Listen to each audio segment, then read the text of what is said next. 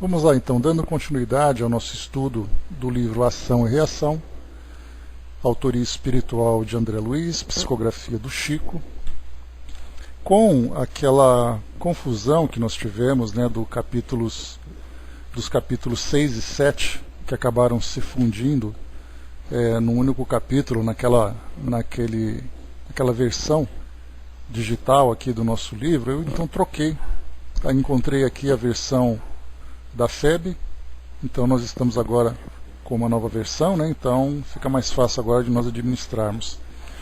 Então nós estamos agora no capítulo número 8, preparativos para o retorno. Nós estudamos nos nossos últimos encontros sobre aquele momento de oração, né? Aquele encontro de orações, e depois também aqui pegando os capítulos corretamente, no círculo de oração, capítulo número 6, e conversação preciosa, capítulo número 7.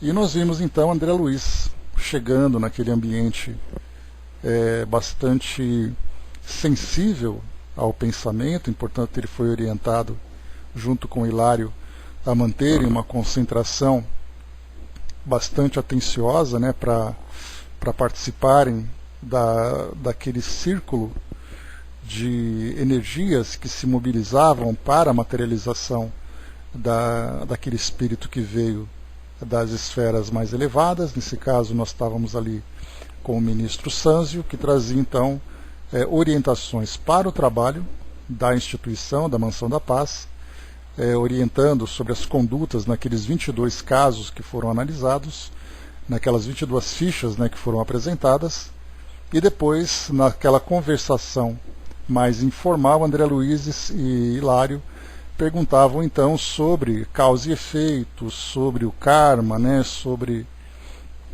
as experiências ligadas às ações do passado. E tivemos ali, né, uma aula bastante profunda sobre esse tema. E agora então nós vamos para os preparativos para o retorno, que é para nós também um capítulo que vai trazer instruções não apenas do processo fisiológico, da fisiologia do fenômeno, né? Que é exatamente de que forma que o indivíduo reencarna, quais são os processos magnéticos a que ele é submetido, o psicológico, a organização da infraestrutura e também dos grupos, né, onde ele vai ser inserido para cumprir ali as suas tarefas e suas missões que foram programadas. Mas aqui, nesse caso do preparativo do retorno, dentro desse livro, Ação e Reação, nós veremos então a elaboração de uma programação reencarnatória para que o espírito então se reequilibre perante as leis divinas. Então, diferente da fisiologia e de todo o processo para a chegada de um espírito aqui no mundo físico, nós veremos então essa parte mais de organização vinculada à lei e não do processo em si. Então vamos lá, preparativos para o retorno. O estudo da mansão era fascinante, mas reclamava tempo. No entanto, a oportunidade que nos fora oferecida era das mais valiosas. Ok, Angelina, bom descanso aí. Ou bom trabalho. Hilário e eu solicitamos o assentimento das autoridades a que devíamos consideração e efetuamos proveitosa entrosagem de serviços, permanecendo sediados no Instituto por alguns meses, de maneira a recolher ensinamentos e fixar observações. Então nós já tivemos aqui livros, né, em que André Luiz passou uma semana fazendo estágio num lugar, coletando ali todas as informações e todos os ensinamentos, né, para... beleza, então. Todos os ensinamentos a respeito, né, de determinados temas. Aqui, como nós vimos, né, eles então tiveram a permissão para ficarem nesse local durante meses. Então dá para a gente imaginar todo o aprendizado que eles tiveram, não apenas um aprendizado teórico, mas também um aprendizado prático, já que a gente lembra sempre que os dois estão sempre ali ativos, né, nessas missões, nessas excursões. Eles fazem as observações, ouvem as instruções, mas também participam, né, das ações que são executadas pelos trabalhadores naquelas áreas. Foi assim que nos dispusemos a partilhar com Silas o trabalho de atinente o trabalho atinente ao processo Antônio Olímpio, a cuja fase inicial assistíramos com fervoroso interesse. Lembrando então, Antônio Olímpio foi aquele espírito que foi resgatado, que trouxe aquela grande deformação, né, na cabeça, o seu rosto deformado, cabeça deformada, chegou ali num estado bastante de grande desorientação, e aí então Druso, né, o diretor da instituição, fez ali a aplicação de passes para que ele pudesse recuperar pelo menos o mínimo de consciência para entenderem exatamente qual era a causa daquela deformação, daquela perturbação, já que não basta o espírito chegar e eles aplicam então um tratamento genérico, é feito um tratamento específico para esses casos. E aí então nós tivemos o caso, né, de Antônio Olímpio, que junto com os dois irmãos herdaram uma fazenda, e ele então provocou a morte dos dois irmãos num afogamento naquele lago da fazenda, e ele então acabou ficando com todo o patrimônio que ele distribuiu para a esposa e para o filho, né? E depois da desencarnação, não apenas a esposa acabou desencarnando também por afogamento, por causa de um profundo e agressivo processo obsessivo, o filho continuava encarnado, como o próprio Antônio Olímpio foi perseguido no plano espiritual pelos dois irmãos. Nós vimos então, junto com o ministro Sânzio, as primeiras providências que seriam tomadas para que esse caso fosse então encaminhado para a sua solução, que seria então, Antônio Olímpio seria preparado na mansão para uma nova encarnação, reencarnaria como filho do próprio filho, né, que se encontrava encarnado.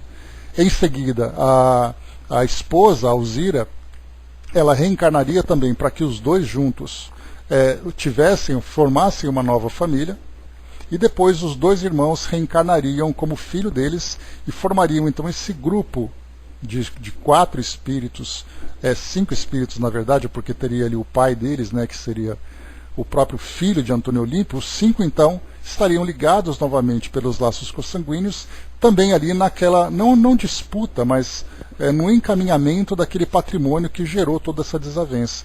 Então, todo o patrimônio seria restituído àqueles irmãos que foram lesados pelo próprio Antônio Olímpio, e aí então a gente pensa, quer dizer, então que eles vão reencarnar para ficar mexendo com patrimônio, com dinheiro, com propriedades. Na verdade, nós lembramos que é simplesmente a aplicação da lei e o encaminhamento, né, para o reequilíbrio daquelas consciências que, em virtude desse patrimônio, acabaram sendo lesadas e acabaram lesando também.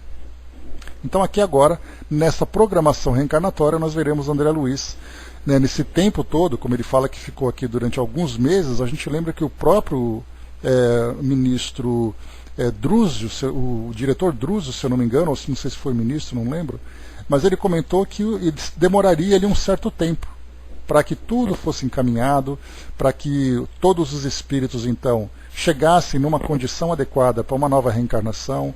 O Antônio Olímpio não estava em condições de uma reencarnação imediata, precisaria de um tratamento. Os dois irmãos seriam convidados por Alzira para irem para a mansão, mas não significa que eles iriam lá contra a vontade, eles seriam presos, sequestrados. Então tudo era um trabalho longo, um processo difícil de ser organizado, né? Então por isso esse tempo todo que eles ficaram lá acompanhando esse processo. Após 6 dias sobre a reunião em que ouvimos a palavra de Sânzio, o grande ministro, a irmã Alzira veio ao estabelecimento, em obediência ao programa que Druso passou a traçar para as tarefas que lhe diriam respeito. Então, lembrando que a Alzira foi designada pelo Druso para que conversasse, fosse ao encontro daqueles irmãos, para convencê-los a seguirem essa mesma orientação de tratamento que todos ali estavam recebendo. Designado pelo diretor da casa, Silas recebeu-a em nossa companhia, alegando que juntos atenderíamos ao problema, agindo em cooperação. A nobre criatura, depois de saudações usuais, esclareceu-nos que, amparada por amigos de certa colônia socorrista, fazia o possível por ajudar ao filho que deixara na terra. Então, lembrando aqui que, embora Antônio Olímpio tivesse, pelo assassinato, pelo crime que ele cometeu, pelos assassinatos, herdado todo aquele patrimônio de uma forma ilegítima, a família acabou usufruindo daquele patrimônio sem terem consciência desse crime. e tiveram uma vida com dignidade, uma vida com bom encaminhamento. Por isso, então, a nobre criatura, Alzira, embora casada com Antônio Olímpio, e passando, né, sendo envolvida em toda essa trama, ela mantinha então ali o seu bom desenvolvimento espiritual. Não era um espírito superior, mas era um espírito que mostrava ali uma nobreza, né, envolvida em toda essa história e também trabalhando pela sua solução. Então ela ajudava aqui o filho, que se encontrava lá como encarnado, já que o próprio marido, né, o então marido Antônio Olímpio, reencarnaria através dele. Bom dia, Osmar. Luiz, cujo espírito se afinava com os antigos sentimentos paternos, apegando-se aos lucros materiais exagerados, informou-nos a interlocutora, sofria tremenda obsessão no próprio lar. Então esse Luiz que nós vemos aqui era o filho de Antônio Olímpio, e ele acabou também seguindo essa mesma tendência de se apegar demais à riqueza, ao patrimônio, né? Então o pai acabou cometendo assassinatos por causa disso, e o filho também se voltou agora para esses interesses materiais. E a mãe, então, aqui nesse caso, Alzira, trabalhava em benefício do filho para ajudá-lo, não apenas a se libertar da obsessão, mas, como sempre, trabalhando na causa, que é a mudança do seu pensamento, a mudança dos seus valores, né? Então, esse era o trabalho que ela fazia junto com outros espíritos socorristas. Sob teimosa vigilância dos tios desencarnados, olha os tios aí, que lhe acalentavam a mesquinhez, detinha larga fortuna, sem aplicá-la em coisa alguma. Enamorara-se do ouro com extremada volúpia. Submetia a esposa e 2 filhinhos às mais duras necessidades, receoso de perder os haveres que tudo fazia por defender e multiplicar. Clarindo e Leonel, nesse caso, né, os tios que foram assassinados, não satisfeitos com lhe se viciarem a mente, conduziam para a fazenda usurários e tiranos rurais desencarnados cujos pensamentos ainda se enrodilhavam na riqueza terrestre para lhe agravarem a sovinice. Então, olha que estratégia, né, bastante curiosa que nós vemos aqui. Se você quer, por exemplo, instigar a ganância, a ambição de uma pessoa, não precisa fazer você por si mesmo, se você não tiver essa tendência. Basta que você encontre nesses espíritos aí que são muitas vezes aliciados, né, acabam fazendo parte de determinados grupos, fazer com que esses espíritos, que já têm essa ideia concretizada na sua mente, para fazer com que aquele indivíduo então seja influenciado por eles.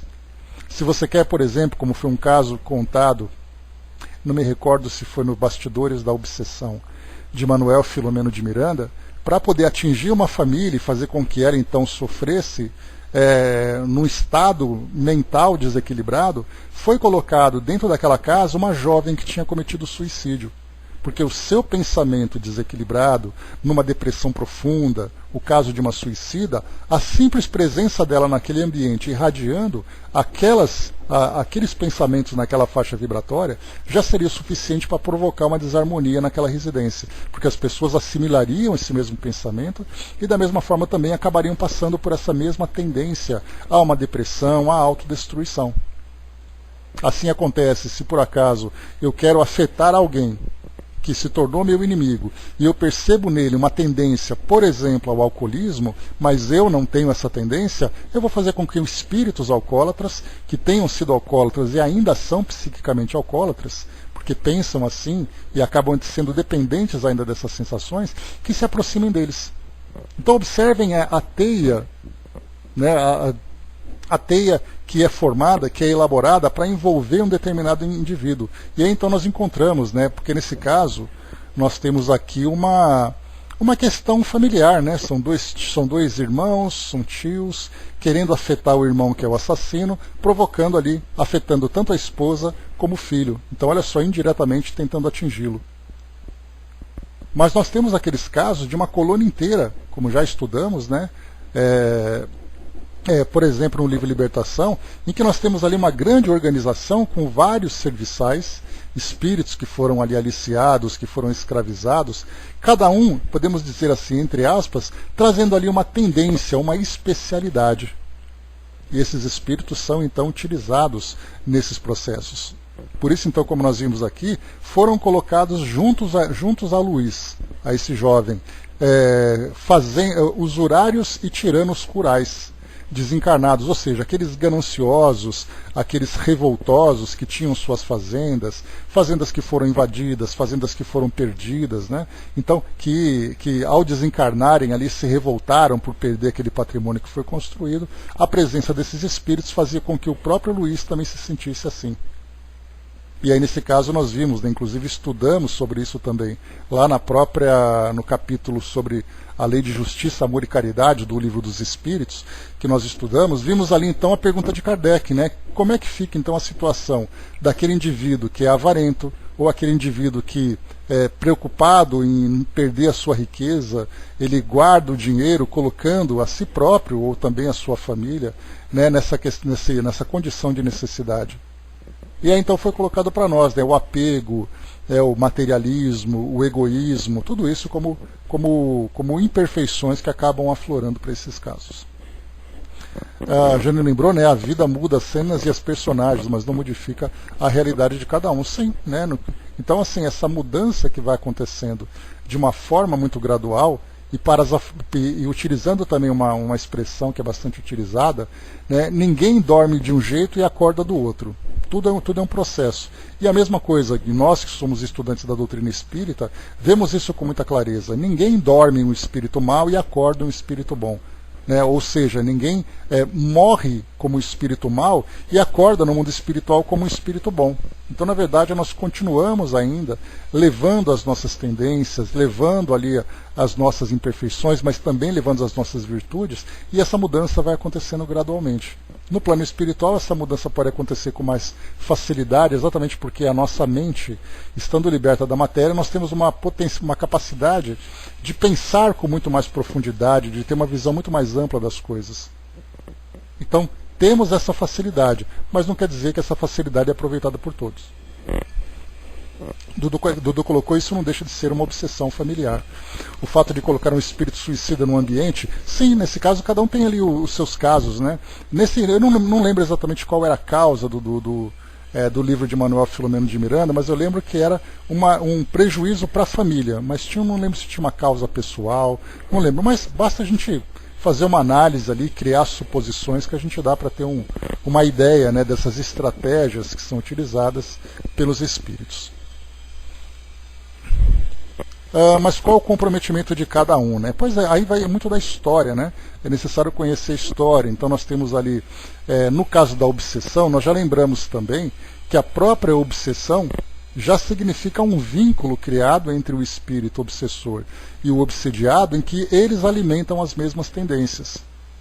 Então, numa obsessão, existe ali também um processo de vingança. Nesse caso, nós não conhecemos qual é a história dessa família no passado, antes dessa última encarnação. A gente lembra que eles reencarnaram. Cheguei até a comentar com vocês sobre isso quando nós estudamos esse caso, falando, por exemplo, assim, que naquele grupo foi juntado, então, 3 irmãos, e um desses irmãos acabou se casando, teve um filho, os outros irmãos também deviam ter suas famílias, mas não é mencionado aqui para nós. Mas então eles se juntaram para resolver alguma coisa do passado. E aí então, em vez de resolverem, cada um cuidar da sua vida, cada um pega ali a parte da sua herança e segue a vida ali para poder se desenvolver, nós tivemos exatamente ali uma queda, em que um irmão assassina os outros dois, os dois se tornaram obsessores, provocaram a morte da cunhada e agora influenciam o sobrinho. Mas qual é exatamente a razão deles estarem juntos naquela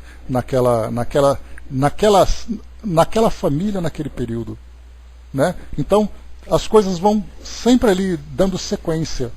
Então, nós não conhecemos o passado, mas conhecemos ali aquele presente e depois a consequência disso no mundo espiritual. O presente, inclusive, que continua se desdobrando, já que Luís se encontra encarnado e ele é obsediado pelos tios. Então, esses espíritos enrodilhavam na riqueza terrestre para lhe agravarem a sovinice. Luís, desse modo, e aí só para lembrar aqui também, que a Alzira, que também fez parte desse grupo e acabou sendo envolvida nesse processo obsessivo, ela é um espírito que poderíamos dizer que ela foi vítima das circunstâncias ou ela estava envolvida nas circunstâncias? Não sabemos. Mas o que sabemos é que a condição atual dela é a melhor de todas, dentre esses espíritos. Então ela foi um espírito que conseguiu se libertar, sofreu aquele processo obsessivo, mas alimentou ali o perdão daqueles irmãos, tanto que ela está ali comprometida com o resgate desses espíritos, preocupada também com o filho. Então observem que ela foi a que se saiu melhor nessa condição toda. Mas qual é exatamente a história dela junto da família? A gente não sabe. Mas o que importa para nós é a condição atual deles. Luiz, desse modo, respirava num mundo de imagens estranhas, em que o dinheiro se erigia em tema constante. Perdera, por isso, o contato com a dignidade social. Tornara-se inimigo da educação e acreditava tão somente no poder do cofre recheado para solucionar as dificuldades da vida. Adquirira o doentio temor de todas as situações em que pudessem surgir despesas inesperadas. Possuía grandes somas em estabelecimentos bancários que a própria companheira desconhecia, tanto quanto mantinha em custódia no lar enormes bens. Fugia deliberadamente à convivência afetiva, relaxara a própria apresentação individual e encravara-se em deplorável misantropia, ou seja, misantropo é aquele que se isola, né? Obcecado pelo pesadelo do ouro que lhe consumia a existência. Então olha só a que ponto chegou esse indivíduo, por causa dessa obsessão, dessa fixação pelo dinheiro, pelo poder. Né? Bom dia, Mami. O Flávio lembrou aqui, né, a aversão ao ser humano e à natureza humana em geral. Também engloba uma posição de desconfiança e tendência para antipatizar com outras pessoas ou um determinado grupo de pessoas. Um misantropo é alguém que desconfia da humanidade de uma forma generalizada. Né? Então ele simplesmente se isola de tudo e de todos, tendo essa ideia, né, de que muitas vezes ele se considera incompatível com a sociedade, ele se considera melhor que a sociedade, ou se considera ameaçado pela sociedade. E aí, então nós encontramos, né, misantropia. Kardec, inclusive, fala sobre isso, né, na Lei de Sociedade, lá do Livro dos Espíritos, ele levanta essa questão. Né, qual exatamente a condição de um misantropo? Aí ele coloca que essa é uma pessoa egoísta, porque ela vive em função dela própria. Mesmo que ela viva numa condição miserável e tudo mais, mas exatamente ele, já que nós somos seres sociais, nós vivemos numa sociedade e dependemos dessa sociedade, aquele que foge da sociedade está, na verdade, contra a sua própria natureza. Mas vamos lá. Em seguida, a distinta senhora, buscando orientar as nossas futuras atividades, participou-nos que o afogamento dos cunhados se verificara em seus tempos de recém-casada, quando o filhinho mal ensaiava os primeiros passos, e que após 6 anos sobre a dolorosa ocorrência, encontrara ela também a desencarnação no lago terrível. Antônio Olímpio lhe sobrevivera, na esfera carnal, quase 3 lustros e, por 20 anos precisamente, padecia nas trevas. Então olha só, 3 lustros, né? Lustros ali dá 5 anos, então ele viveu mais 15 anos depois dela, e depois que desencarnou, durante 20 anos ele ficou então no mundo espiritual, sofrendo essa perseguição. Luiz, dessa forma, alcançava a madureza plena, tendo atravessado os 40 anos de experiência física. Então a gente coloca ali 20 anos do pai, mais ali 15 anos do filho, então mais um pouquinho ali, né? Então dava ali uns 40 anos mais ou menos, já que quando, deixa eu ver aqui, 6 anos também, né? Então nós temos aqui 40 anos, 35 anos, mais 6 anos dá 41 anos mais ou menos. Então, porque 41, 42 anos, né? Porque depois que ele nasceu, 6 anos depois ela desencarnou, 15 anos depois o pai desencarnou e 20 anos seguiu até que ele fosse resgatado até aquele presente, né? Esse presente aqui do livro. Ante a palavra do assistente, que no caso aqui é o nome dele aqui me fugiu o nome. Oxa. Silas. Eita. Obrigado, Flávio. Ante a palavra do assistente, que indagou quanto aos seus tentames de socorro ao marido desencarnado, olha só então, né? Ela que trabalhou também pelo resgate do marido, porque o que nós encontramos ali foram aquelas caravanas que chegavam com espíritos resgatados e aquela grande expectativa de familiares e amigos esperando a caravana chegar. Então, quando Antônio Olimpo chegou até lá, não foi mencionado, mas Alzira estava ali aguardando e ela também trabalhou pelo resgate dele. Então, ali o assistente perguntou para ela sobre tudo aquilo que ela fez para ajudar o marido.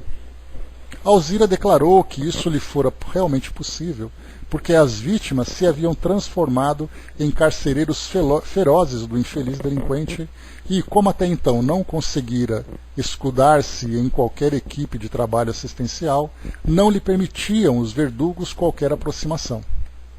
Ainda assim, em ocasiões fortuitas, dispensava ao filho, à nora e aos 2 netos algum amparo, o que se lhe fazia extremamente difícil, de vez que os obsessores velavam, irredutíveis, guerreando-lhe as influências. Então, procurava lhe levar uma influência positiva, e depois vinha ali os outros e desfazia aquela influência, alimentando com influências negativas. Pois é, né? Trabalha de todo jeito.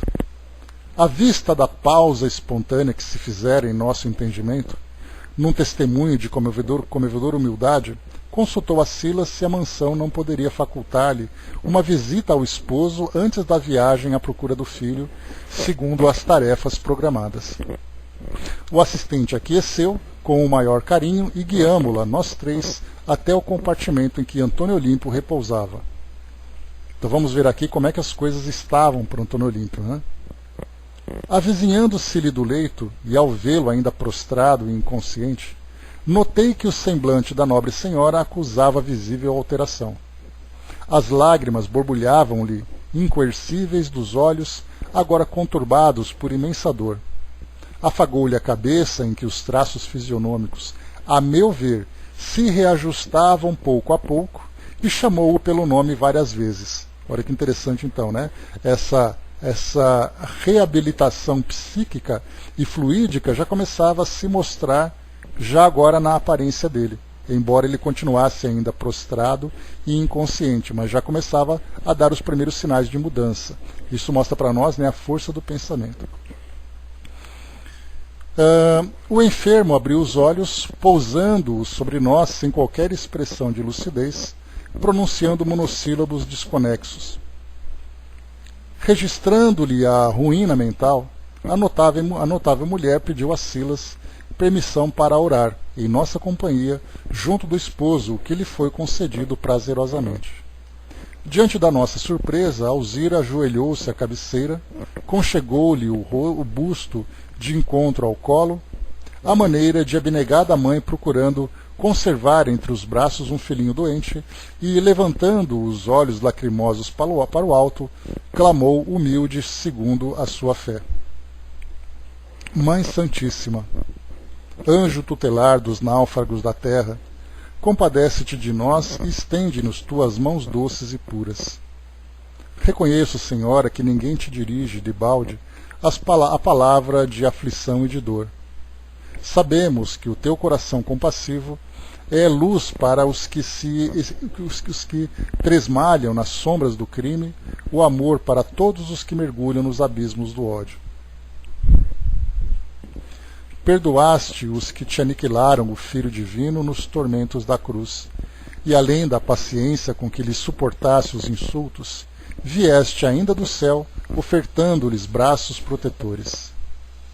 Mãe bondosa, tu que ergues os caídos de tantas gerações terrenas, e que saras piedosamente as feridas de quantos se petrificam na crueldade, lança caridoso olhar sobre nós, meu esposo e eu, jungidos às consequências de duplo homicídio que nos fazem sangrar os corações. Eu e ele estamos ennovelados nas teias de nosso delito, embora estivesse ele sem mim, nas águas factícias, enquanto nossos irmãos experimentavam a asfixia mortal, sou-lhe partícipes das responsabilidades e identifico-me associada ao crime também eu. Meu esposo, Mãe do Céu, devia ter o coração envolvido em pesada nuvem quando se desvairou na estranha deliberação que nos chagou as consciências. Para os outros poderá ele ter ser tido como um impenitente que se apropriou de recursos alheios, infligindo a morte aos próprios irmãos, menos para meu filho e para mim, que lhe recebemos os maiores testemunhos de amor. Para outros será réu diante da lei. Para nós, porém, é o companheiro e amigo fiel. Para os outros, parecerá um egoísta sem direito à remissão, mas para nós é um benfeitor que nos assistiu na terra com imensurável ternura. Como não ser egoísta e criminosa também eu, mãe querida, se lhe usufruí os bens e me alimentei do carinho de seu coração? Como não ser igualmente responsável na culpa, se toda a culpa dele se prendia ao propósito, embora louco, de assegurar-me superioridade em minha condição de mulher e de mãe? Advoga-nos a causa mediadora celeste. Faze-nos voltar juntos à carne em que delinquimos, para que possamos expiar nossos erros. Concede-me a graça de segui-lo como servidora contente e agradecida, religada a quem devo tanta felicidade. Reúne-nos novamente no mundo e auxilia-nos a devolver com lealdade lealdade e valor aquilo que roubamos. Não permitas, anjo divino, que venhamos a sonhar com o céu antes de resgatar nossas contas na terra, e ajuda-nos a aceitar dignamente a dor que reedifica e salva. Mãe, atende-nos. Estrela de nossa vida, arranca-nos da escuridão do vale da morte. Diante de nós, o inesperado compelia-nos ao êxtase. Enquanto falava em lágrimas, coroava-se Alzira de safirino esplendor. A doce claridade a se lhe irradiar do coração inundara todo o aposento, e assim que a sua voz emudeceu, embargada e ofegante, excelso jorro de prateada luz desceu do alto, atingindo-nos a todos e comunicando-se especialmente ao enfermo, que desferiu longo gemido de dor humanizada e consciente. A prece de Alzira lograra um êxito que as operações magnéticas de Druso não haviam conseguido alcançar. Antônio Olímpio cerrou desmesuradamente as pálpebras e mostrou no olhar a lucidez dos que despertam de longo e torturado sono. Agitou-se, sentindo na face as lágrimas da esposa que o beijava, enternecida, e bradou, tomado de selvagem contentamento: Alzira, Alzira! Ela aconchegou-o de encontro ao peito, com mais ternura, como quem quisesse pacificar-lhe o espírito atormentado, mas a um sinal de Silas, 2 enfermeiros aproximaram-se, restituindo-o ao sono. Tentei algo dizer à sublime mulher, cuja oração nos erguera a tão culminante emotividade, mas não consegui. Somente aqueles que viajaram por muitos e muitos anos sob a névoa da saudade e da angústia poderão entender a comoção que naquela hora nos dominara, irresistível. Procurei observar o semblante de Hilário, mas meu companheiro mergulhara a cabeça nas mãos e, fitando o valoroso assistente, notei que Silas buscava enxugar as lágrimas dos olhos. Consolei-me. Os grandes corações daquela casa de amor igualmente choravam, tanto quanto eu, mísero pecador, em luta por sanar minhas deficiências, e contemplando Alzira, que se achava agora de pé, acariciando os cabelos do infeliz, tive a ideia de que um anjo do céu visitava um penitente do inferno.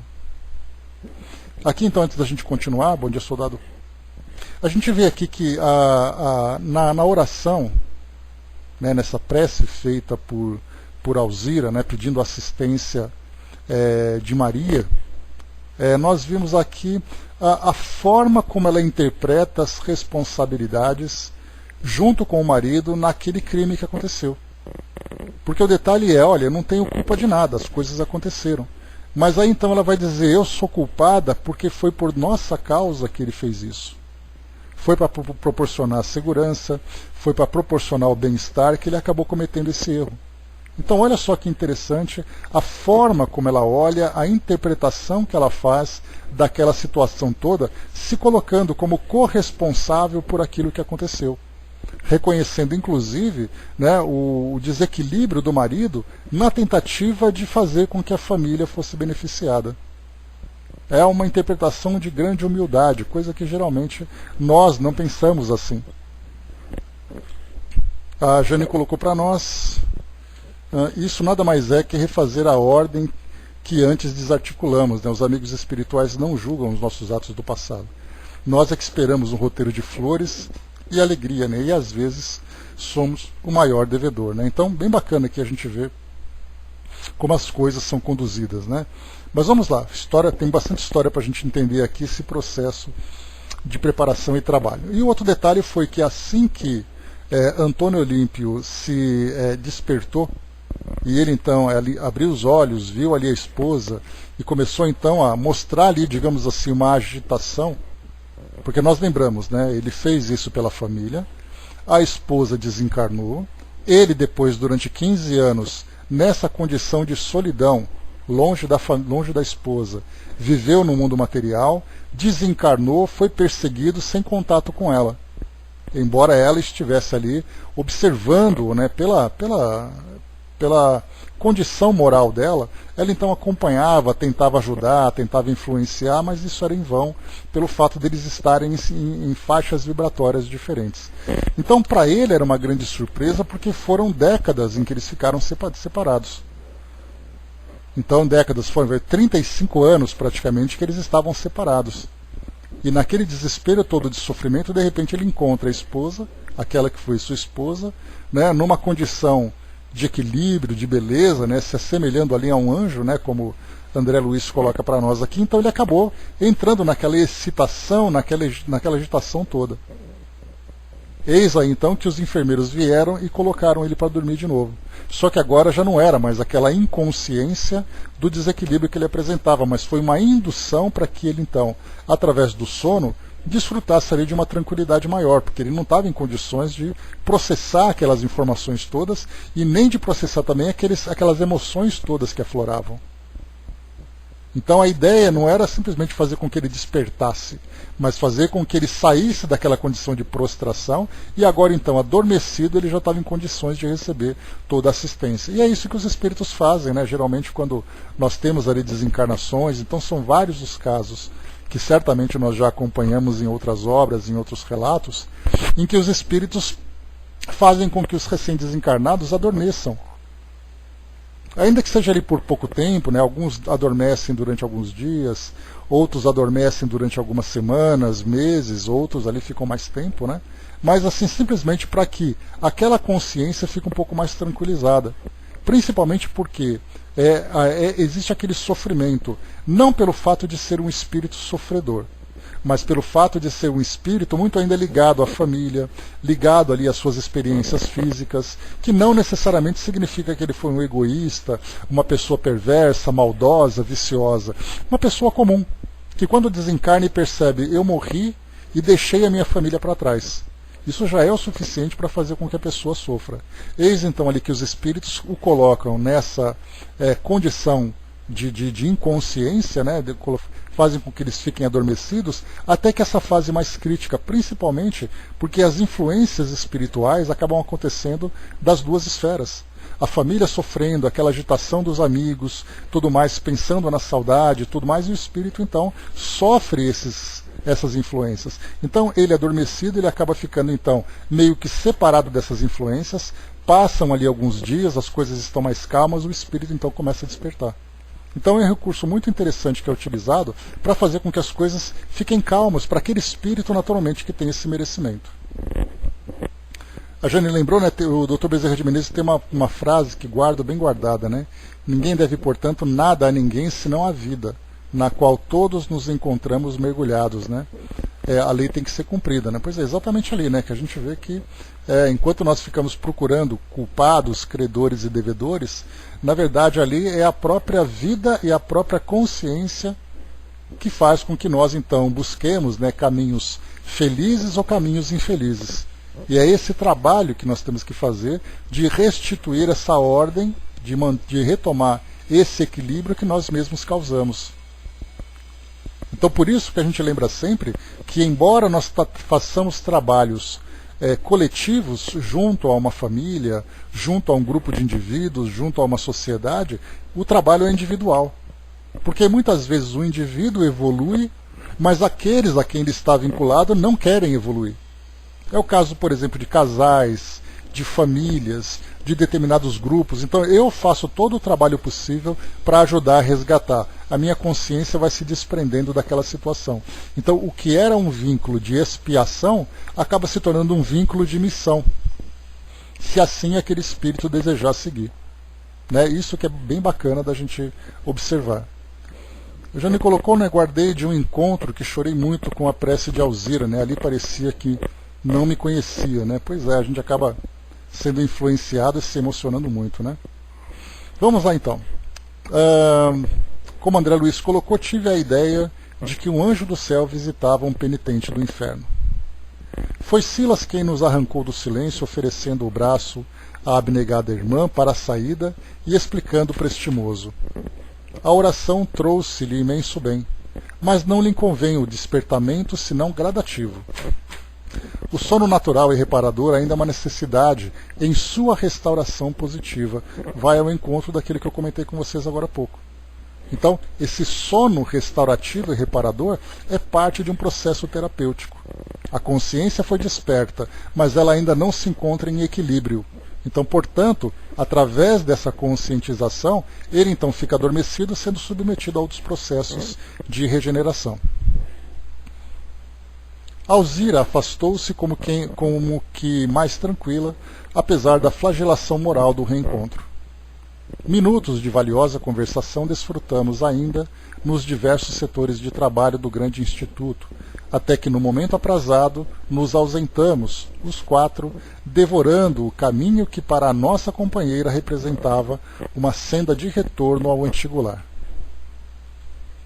Na paisagem terrestre enchia-se a madrugada de névoa rala e fria. De volta aos velhos sítios que lhe haviam assinalado a dolorosa experiência, Alzira não disfarçava a emoção de que se via objeto. Levemente amparada pelo braço de Silas, designava aqui e ali este ou aquele trecho dos caminhos e pastagens que lhe evocavam mais expressivas recordações. E aqui também é interessante, né? A gente vê que muitas vezes espíritos que retornam ao lar ou retornam a ambientes que eles viveram determinadas experiências, para uns acontece de uma forma tranquila, para outros acontece de uma forma bastante desequilibrada, bastante intensa. Então aqui a gente vê, né, que ela vai comentando ali os locais próximos à fazenda onde ela vivia, e nós lembramos também do próprio André Luiz, quando visitando ali a casa que era dele, né, e a família que pertencia a ele, rapidamente ele entrou em desequilíbrio porque encontrou uma situação diferente. A esposa já havia tido ali, se comprometido num segundo casamento, os quadros, os móveis, tudo foi modificado. Então para ele era algo muito difícil. No caso dela aqui, ela está chegando àquele local. Como ela já acompanha o filho há algum tempo, né, tentando ajudá-lo e tudo mais, então para ela não vai ser ali de grandes surpresas, né? Vamos aguardar. Bom dia, Fem. De repente, desvelou-se-nos em estreita planície o casario em que se lhe desenvolvera o drama funesto. Em verdade, o luar revelava a sólida construção em franca decadência. Vocês se lembram, né, que Luiz, o filho, embora ele fosse ali detentor de um patrimônio muito grande, ele vivia aquela avareza, aquela sovinice de guardar todo o dinheiro para não perder e não investia mais na sua própria manutenção, da manutenção da família, na manutenção do seu patrimônio. Então era aquele homem cheio de dinheiro, guardado em bancos, guardado em casa, mas em volta dele a família esquecida, ele maltrapilho e o patrimônio ali entrando em decadência, né? Então essa é uma daquilo que chama a atenção daqueles que apresentam esse desequilíbrio, esse apego, né? Isso vai ser cobrado depois, né, Dudu? Essa parábola dos talentos aí mostra para nós que os recursos que foram colocados à disposição das pessoas, a posição e tudo mais, isso tudo é oportunidade de trabalho. Aquele que não aproveita acaba depois ali sofrendo as consequências. Extensos pátios laterais exibiam grandes jardins arruinados pelo pisoteio constante dos bovinos de grande porte. Porteiras desconjuntadas, tapumes derruídos e as varandas imundas falavam sem palavras da desídia dos moradores, e entidades estranhas, embuçadas em largos véus de sombra, transitavam absortas nos grandes terreiros como se ignorassem a presença umas das outras. Ou seja, agora a gente começa então a ver esse lado espiritual. Esses espíritos então transitando naquele local, que eram exatamente aqueles que influenciavam o Luís, né? Com o visível receio de se fazer ouvida, a esposa de Olímpio notificou-nos em surdina. São onzenários desencarnados, trazidos subrepticiamente até aqui por Leonel e Clarindo, de modo a fortalecerem a usura no espírito do meu filho. Né? Então, colocado ali para nós, desídia, né? Deixa eu ver aqui, a disposição de evitar qualquer esforço físico ou moral, indolência, ociosidade, preguiça, né? Falta de atenção, de zelo, desleixo, incúria, negligência, que era exatamente ali a condição em que se encontrava, né, o próprio Luís. E continua. Não nos enxergam? Perguntou Hilário, compreensivelmente intrigado. Não, confirmou Silas. Com certeza nos identificam a chegada. Entretanto, pelo que deduzo, encontram-se demasiadamente fixados nas ideias em que se mancomunam. Não se preocupam com a nossa presença, desde que lhes não penetremos a faixa mental, comungando-lhes os interesses. Isso quer dizer, comentei, que se algo lhes falássemos acerca da fortuna terrena, excitando-lhes o gosto da posse humana, indiscutivelmente nos dispensariam a melhor atenção. Exatamente. E por que não o fazer? Inquiriu meu companheiro curioso. Não nos seria lícito desperdiçar tempo, respondeu-nos o amigo, mesmo porque o trabalho que nos compete espera por nós a reduzidos passos e ignoramos até agora como se nos desdobrarão as tarefas. Com efeito, entramos e o movimento do interior doméstico era de pasmar. Desencarnados de horripilante aspecto, iam e vinham através dos corredores extensos, conversando aloucados como se estivessem falando para dentro de si próprios. Tentei algo registrar do que me era dado ouvir, e o ouro constituía assunto fundamental de todos os solilóquios e a se entrechocarem sem nexo. Ou seja, né, nós tivemos ali então indivíduos que ficavam falando para si mesmos, falando sozinhos sobre o dinheiro que guardavam, o dinheiro que podiam roubar, então alguma coisa muito intensa que se passava na mente desequilibrada deles. Nós tivemos inclusive um texto do livro Cartas e Crônicas, se eu não me engano, de Humberto de Campos, que ele falava, né, de um espírito que tinha um pensamento tão fixado em ouro no mundo espiritual que para ele nada se podia saciar. Mesmo o ouro que ele queria buscar, cada vez que ele se aproximava, sofria com isso, né? Quando ele buscava algum recurso, era o ouro que aparecia. Isso para ele era uma verdadeira loucura. Qual se percebesse com mais funda acuidade as tramas do ambiente, Silas estacou de chofre e, deixando-nos os três em recuado ângulo de velha sala, ausentou-se, recomendando-nos aguardar-lhe o retorno cautelosamente. Pretendia estudar com antecipação nosso quadro de serviço. Decorridos alguns minutos, voltou a buscar-nos. Conduziu a irmã Alzira para o aposento em que Adélia, a dona da casa, repousava junto dos filhinhos, explicando que não era conveniente que Alzira se encontrasse logo com os irmãos transformados em verdugos, e ali a deixamos sob a custódia de Hilário, que evidentemente, a contragosto, se deixou ficar distanciado de nós, atendendo aos imperativos de vigilância. Ou seja, né, por que contragosto? Porque ele queria fazer parte da excursão ali dentro da casa para ver o que acontecia, né? Mas é aquela história, né? Fica aqui com ela que a gente vai lá dentro ver o que está acontecendo. Imagina a frustração dele com essa missão, né? Embora fosse uma missão importante. A sós comigo, o assistente esclareceu que, para efetuar o socorro com o proveito desejável, precisaríamos, antes de tudo, saber ouvir e que, em razão disso, procurasse de minha parte não lhe estorvar as atividades, na hipótese de me sentir assaltado por qualquer estranheza, diante das atitudes que ele fosse obrigado a assumir. Compreendi quanto queria Silas dizer e dispus-me a observar, aprender e contribuir sem alarde. Então aqui, bom dia, F. Aqui o que ele quis dizer é que o Silas pediu para ele não atrapalhar com perguntas, com nenhum tipo de intervenção, porque as atitudes que ele deveria tomar eram de extrema concentração e talvez alguma coisa que André Luiz não compreendesse. Então, para que ele não interferisse nesse sentido. Flávio colocou, como escreveu Renato Russo, quem me dera ao menos uma vez provar que quem tem mais do que precisa ter, quase sempre se convence que não tem o bastante, fala demais por não ter nada a dizer. Então é bem legal aqui essa colocação, Flávio? E aqui a gente lembra, a ganância e a ambição são ali das fraquezas mais intensas que nós temos na nossa personalidade, no nosso caráter. Então a pergunta é, quem não gostaria de ser rico? É uma pergunta normal que qualquer criança vai responder com facilidade.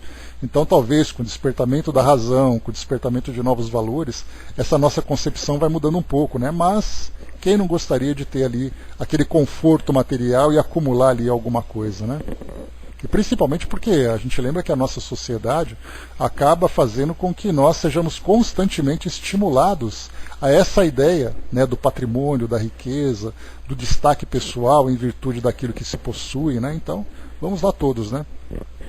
Feliz daquele, a maturidade vai chegando para nós, Angelina? Não só a maturidade biológica, psicológica, mas também a nossa maturidade espiritual. Então nós podemos pensar assim, numa sociedade com tantas desigualdades, com tantos sofrimentos, com tantas dificuldades, quem não gostaria de ter esse conforto? Não vamos nem pensar em riqueza, porque riqueza seria ali o exagero, seria ali guardar ali um dinheiro que não tem necessidade. Mas todo mundo queria ter uma vida confortável. E muitas vezes esse conforto acaba extrapolando um pouquinho, porque a gente sempre vai querer um pouco mais. E a corrupção faz parte desse processo. E continua. Compreendi quanto queria Silas dizer e dispus-me a observar, aprender e contribuir sem alarde. Penetramos estreito compartimento onde alguém contemplava grandes maços de papel moeda, acariciando-os com um sorriso malicioso. Dá para a gente imaginar a cena, Então, aquela pessoa sentada, sozinha, cultuando ali aquele pacote de dinheiro, No intuito de trazer-me bem informado, o assistente segredou ao ouvido. Este é Luís, que desligado do corpo pela influência do sono, vem afagar o dinheiro que lhe nutre as paixões. Então a gente lembra que o espírito, nesse processo de desdobramento espiritual, ele vai ao encontro daquilo que é do interesse dele. Então ele vai a locais, vai ali a lugares buscar sensações, impressões. No caso dele, a vida se resume àquele patrimônio fechado dentro do seu próprio lar. E então ele cria, ele mentaliza essa ideia, essa ilusão de continuar fazendo a mesma coisa que durante o dia ele vai alimentando. E é interessante, que a gente vê, assim, quando nós estudamos sobre o processo de sono e dos sonhos, nós temos então aqueles 3 caminhos para analisarmos o sonho. Então ele pode ser uma influência do seu dia a dia, do seu cotidiano, Então você trabalha demais, você vai a um lugar que provoca grandes emoções, você acaba sonhando com aquilo, Então é muito comum, muito normal isso. O segundo caminho é o caminho daquilo que existe no nosso subconsciente. Então Freud já estudou sobre isso, falando sobre as repressões que nós guardamos e tudo mais. E o terceiro caminho que a doutrina espírita revela bem para a gente é a realidade espiritual. É o espírito que durante o sono se desprende do corpo físico e continua vivendo a sua vida. E essa sua vida vai exatamente ao encontro daquilo que ele deseja, daquilo que ele gosta. Nesse caso, tamanha fixação aqui de Luís faz com que ele, até mesmo durante o sono, continue ainda vivendo essa realidade do culto ao seu próprio patrimônio. Então aqui, como nós vimos, vem afagar o dinheiro que lhe nutre as paixões. E as paixões vão ser o tema que nós vamos estudar no nosso próximo encontro amanhã, lá no Livro dos Espíritos, né? E continua. Tínhamos pela frente um homem maduro, mas de fisionomia ainda moça, relaxado nas maneiras, cujos olhos parados sobre as cédulas encimaram-lhe a esquisita expressão de cobiça vitoriosa. Relanceou apressadamente o olhar em volta, com a indiferença de quem não nos conseguia ver, e tão logo após 1 minuto de observação nossa, qual se estivera ele vigiado por cérberos invisíveis, 2 homens desencarnados de presença desagradável penetraram no pequeno recinto e, dirigindo-se desabridamente para nós, um deles interrogou: Quem são? Quem são vocês? Aqui só para a gente completar, né, ele coloca ali em cima que qual se estivera ele vigiado por cérberos, né? A gente lembra que o cérbero é aquele cavalo, é aquele cachorro de 3 cabeças, né, citado no livro A Divina Comédia por Dante Alighieri, que guarda ali as portas do inferno, né? Então ele coloca exatamente essa mesma ideia, né, dele se sentir vigiado, né? Então a impressão que ele teve exatamente por estar ali constantemente vigiado por essas entidades. A Eve colocou, né, trabalhei em banco por mais de 23 anos, né, 15 deles como caixa. Senti um certo mal-estar, especialmente quando estava na tesouraria. Sonhei algumas vezes com o trabalho, né? Então é natural, né? Quem são? Quem são vocês? Somos amigos, replicou Silas maquinalmente. Bem, aventou o outro, nesta casa ingressam somente aqueles que saibam valorizar o dinheiro. E designando Luís, acrescentou: para que ele não se esqueça de preservar a fortuna que é nossa.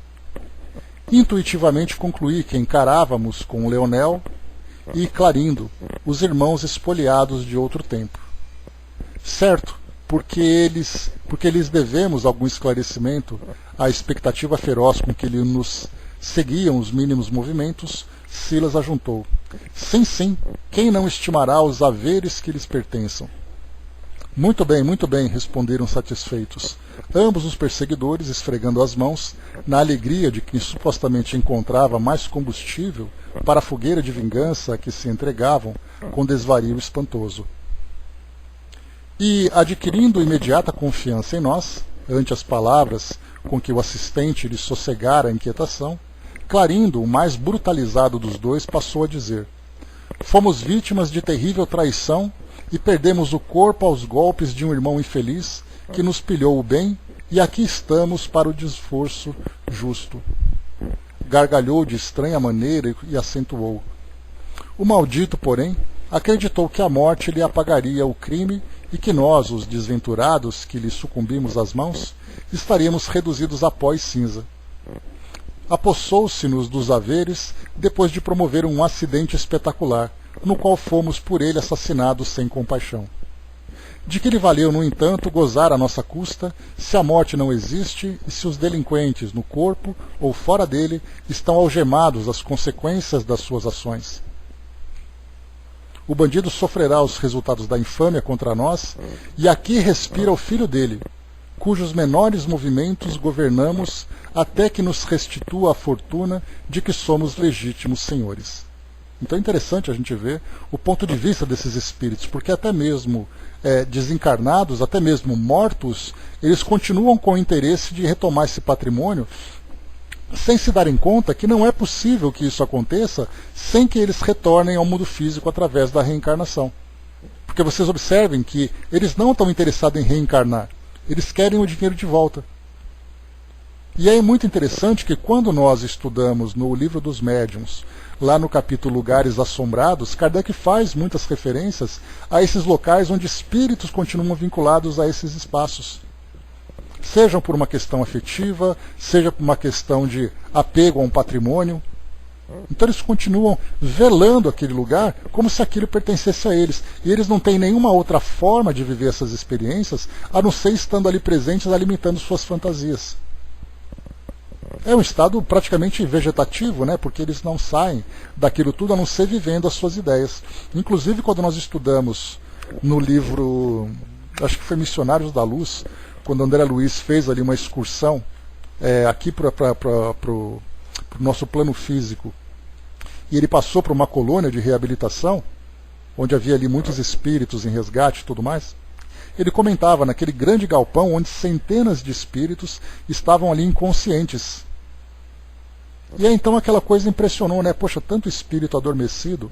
E aí então, quando ele percebeu, né, através das instruções, ele via que, embora os espíritos estivessem inconscientes, a mente deles estavam plenamente ativas. Foi aí então que ele se aproximou de uma senhora, com autorização, né, que foi dada para ele, para que ele sondasse o pensamento daquela mulher. Penetrasse no pensamento dela, nos pensamentos dela. E ela então se viu assassinando o marido e revivendo aquela situação perpetuamente. Enquanto ela não acordasse, não mudasse a disposição, ela continuaria assim. Então nós temos aqueles que estão vivendo essa realidade inconscientes e aqueles que vivem conscientes. Estava, porque cada um cria dentro de si o próprio inferno. E para ela aquilo era um inferno. E ele continua aqui então, vamos lá. É isso mesmo, Flávio, os mensageiros. Né? Eu pensei nos mensageiros, mas eu achei que fosse depois.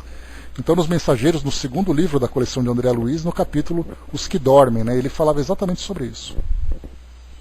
Por tempo relativamente longo, ambos despenderam largo repertório de lamentações, reforçando as cores do sinistro painel mental a que se acomodavam. E, talvez cansados de martelar nas mesmas alegações, sem qualquer resposta de nossa parte, confiaram-se à pausa mais dilatada que Clarindo rompeu, dirigindo-se ao assistente em tom amargo. Não admitem vocês que temos razão? Sim, aprovou Silas, enigmático. Todos temos razão. Entretanto, atalhou Leonel, algo cínico, quererá porventura interferir em nossos propósitos? Nada disso, consertou meu amigo com inflexão jovial. Desejo simplesmente lembrar que por dinheiro já lutei excessivamente, crendo que o direito prevalecia de meu lado.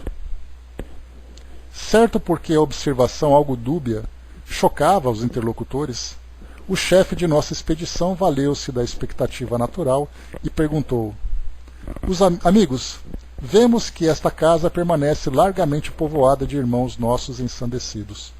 Serão todos eles credores dessa família infortunada?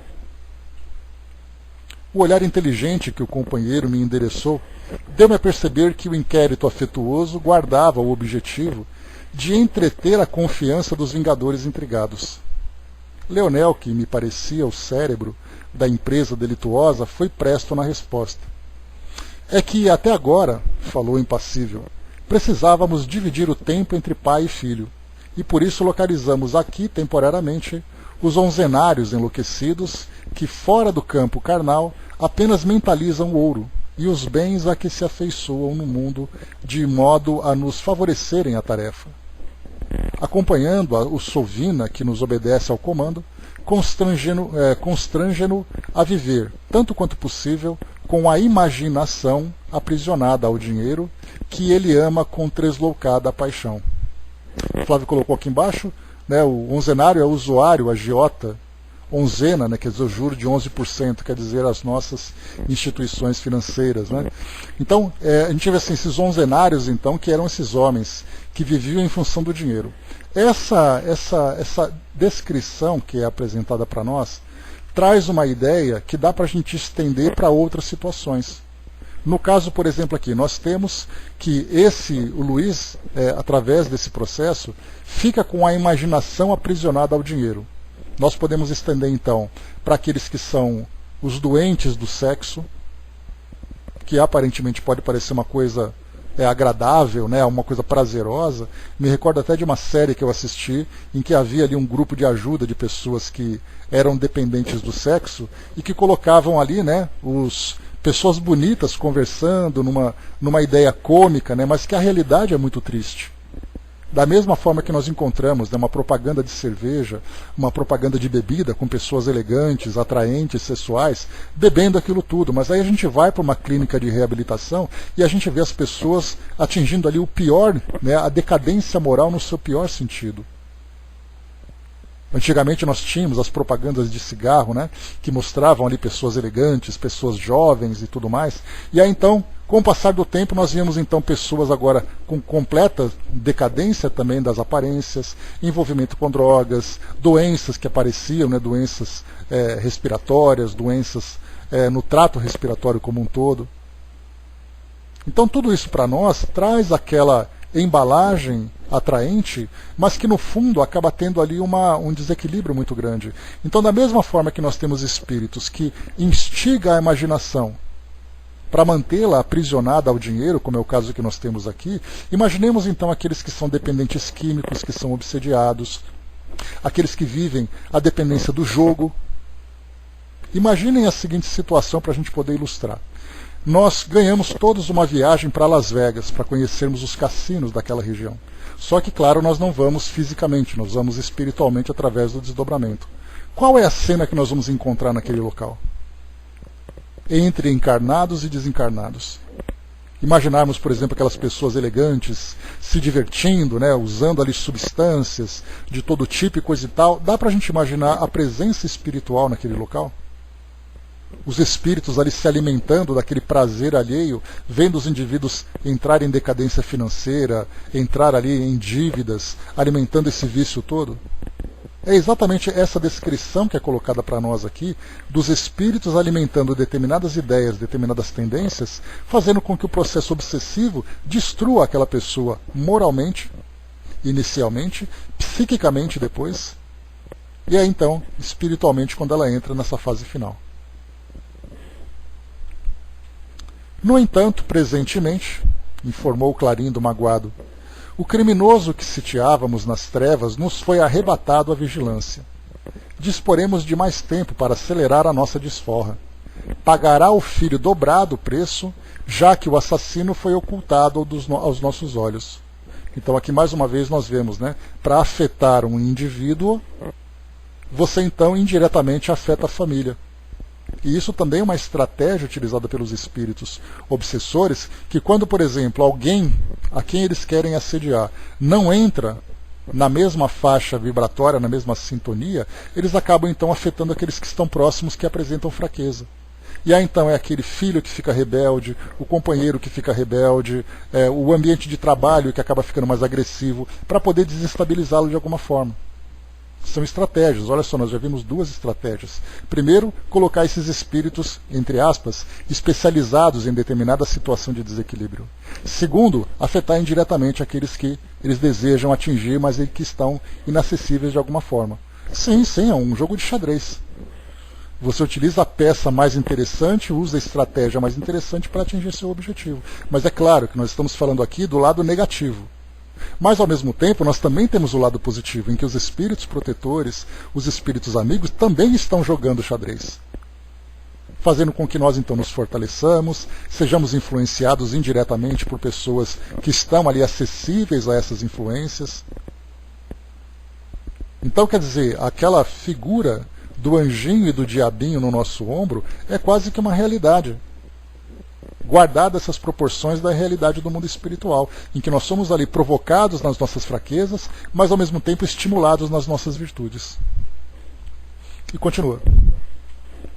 Longe de qualquer precipitação na defesa da verdade e do bem, o assistente falou calmo.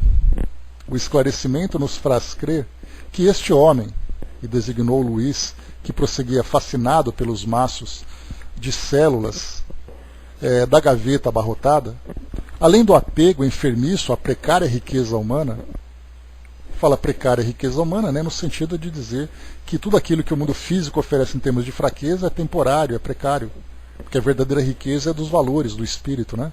Então, por isso, além do apego enfermiço à precária riqueza humana, ainda sofre a pressão de outras mentes, alucinadas quanto a ele nos enganos da posse material. Nesse caso, o doentio desejo de que se sente objeto é naturalmente levado à tensão máxima. Então, quer dizer, é aquilo que a gente sempre lembra, né? Quando nós estudamos didaticamente sobre as influências espirituais, nós temos então Kardec colocando que a obsessão ela pode ser simples, ela pode ser uma fascinação ou pode ser uma subjugação. E aí, então, é muito natural que nós, então, graduemos esse processo. Primeiro começa de uma forma leve, depois de uma forma média, e depois de uma forma intensa que culmina na obsessão, na subjugação. Mas, na verdade, se os espíritos pudessem começar já do nível 3, vamos dizer assim, eles começariam. Mas não é tão simples você atingir uma pessoa de uma forma tão agressiva, a menos que ela apresente um grande desequilíbrio. Então eles começam minando o psiquismo, os valores, né, daquela pessoa, até fazer com que ela se submeta então a essa influência mais dominante. Mas se dependesse dos espíritos, eles começariam já destruindo o espírito logo no início. O indivíduo, né, logo no início, porque é para atingir o objetivo que eles desejam. Não é ficar enrolando durante anos naquele processo, a menos que exista ali algum tipo de sadismo, né? Em que ele quer ver o indivíduo sofrer durante muito tempo, mas do contrário, eles querem a destruição imediata, mas nem sempre é possível. Por isso, então, eles vão fazendo esse processo gradual de influência, né? Essa é a defesa, né? Vigiar e orar é a defesa. Leonel, percebendo que Silas penetrava o âmago do problema com surpreendente facilidade, explicou entusiasmado. Sim, aprendemos nas escolas de vingadores. Temos aqui uma nota de rodapé, né? Refere-se à entidade a organizações mantidas por inteligências criminosas homiciadas temporariamente nos planos inferiores. Nós já estudamos sobre isso, essa aqui é uma nota de André Luiz. Já estudamos sobre isso, né, em Céu Azul, no livro Libertação, falava sobre essas comunidades, em que os espíritos então são ali recrutados, né, e quase que educados para usarem desses recursos da hipnose, do magnetismo e outras técnicas para atingirem seus objetivos. E se tornam praticamente serviçais desses espíritos, né?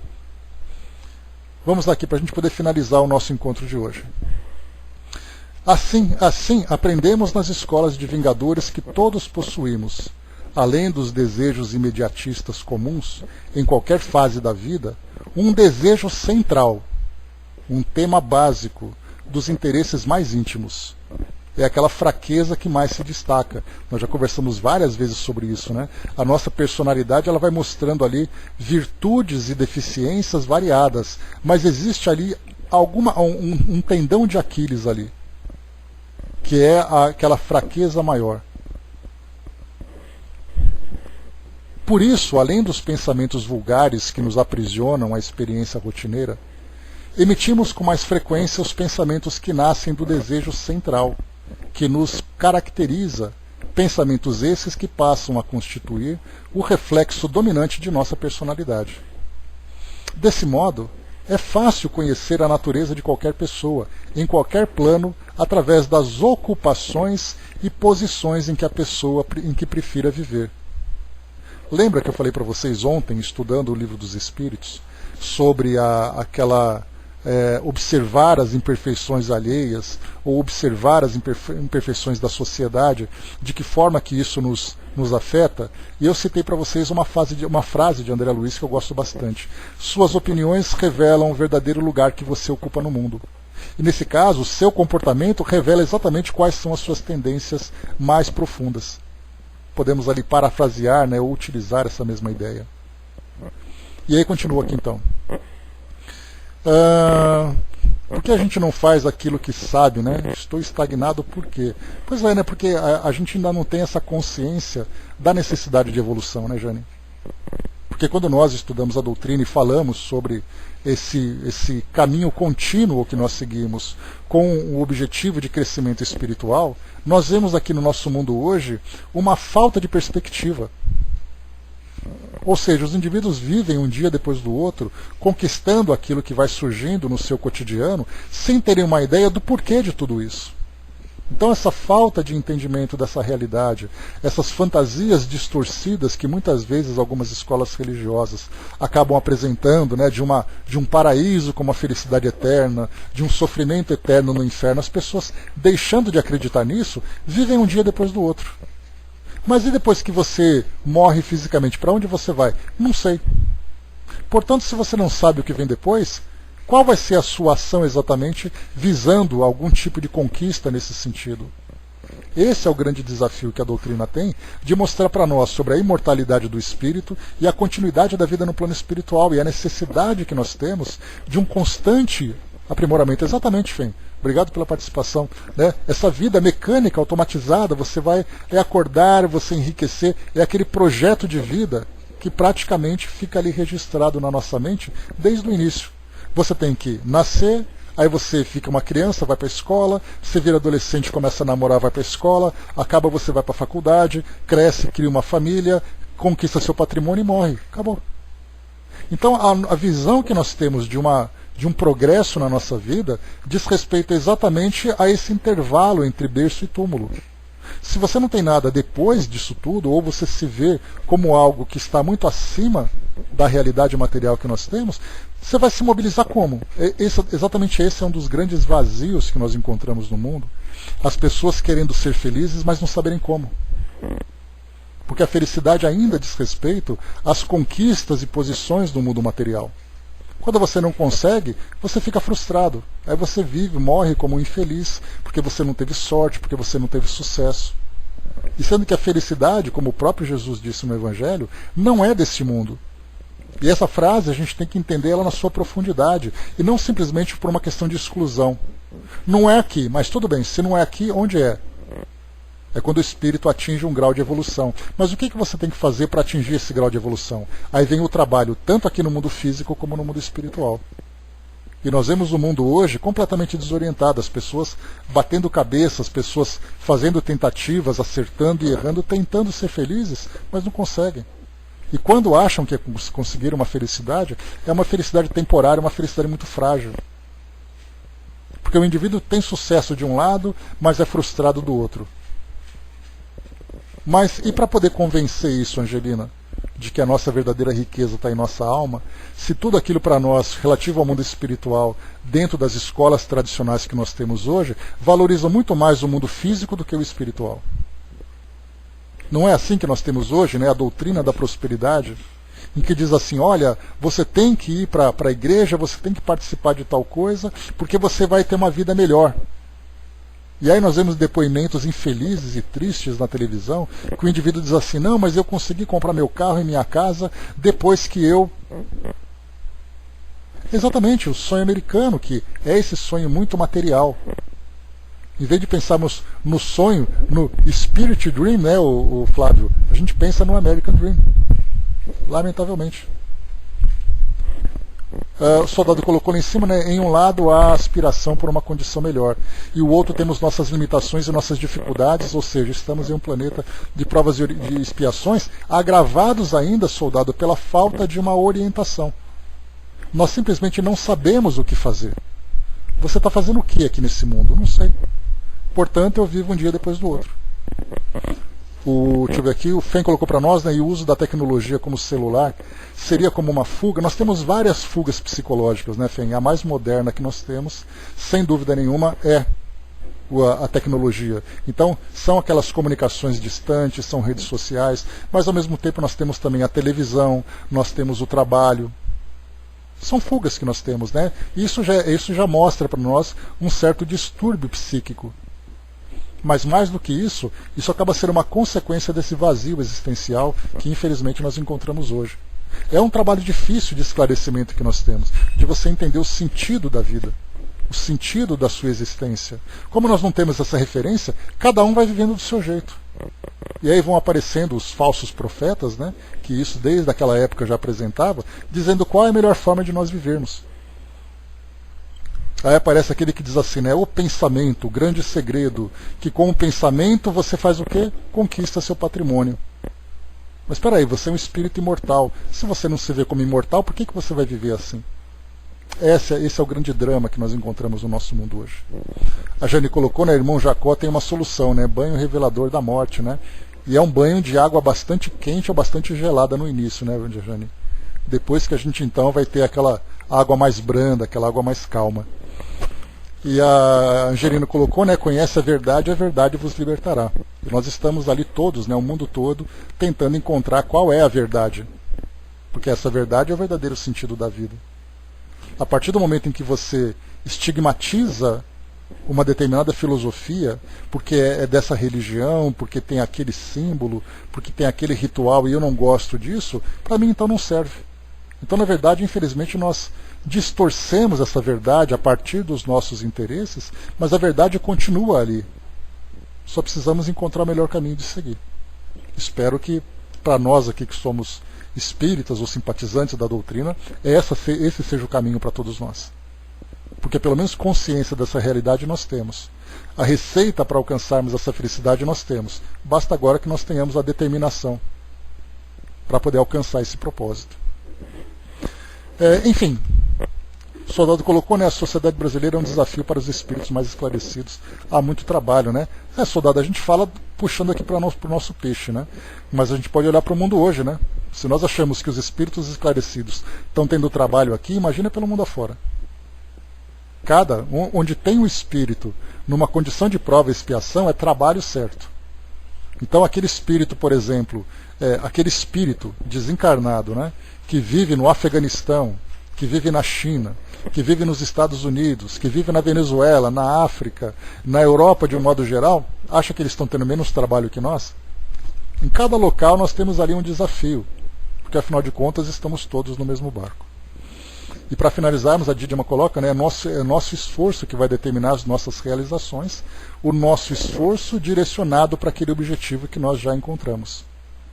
Porque a gente lembra sempre, Dídima, porque todo mundo se esforça para ser feliz.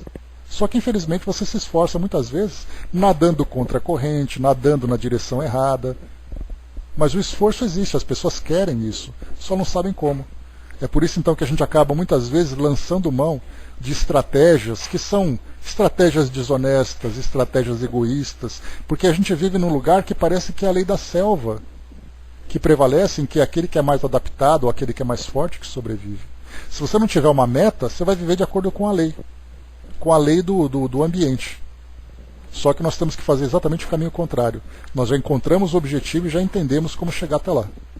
Agora cabe a nós fazer o trabalho. Pelo menos nesse sentido nós já nos encontramos. Os espíritos dizem quantos de vós têm vontade, né? Pois é. O conhecimento intelectual é necessário, mas sem espiritual não chegaremos a lugar nenhum. Pois é, seremos pessoas bem inteligentes, né, Angelina? Só que pessoas bastante sofredoras. Pessoal, eu comecei aqui esse parágrafo falando aqui sobre essa estratégia dos espíritos. E como nós já estouramos o nosso horário, acho que vale a pena a gente parar um pouquinho, que é aqui um parágrafo grande, que merece aqui uma atenção especial, falando sobre esse desejo central. Então vamos parar por aqui, onde Leonel, então, falando com Silas, né, sobre o âmago do problema e tal que estava sendo causado. Então a gente vai dedicar o nosso estudo, né, começar então o nosso estudo a partir desse parágrafo. Tá? Então interrompemos aqui para a gente não continuar, porque certamente, né, como nós vemos, esse livro tem nos instigado a muitas reflexões, que são questões importantes que dizem respeito a todos nós. Se não é aquilo que nós estamos sofrendo depois de termos feito as escolhas equivocadas, são as escolhas equivocadas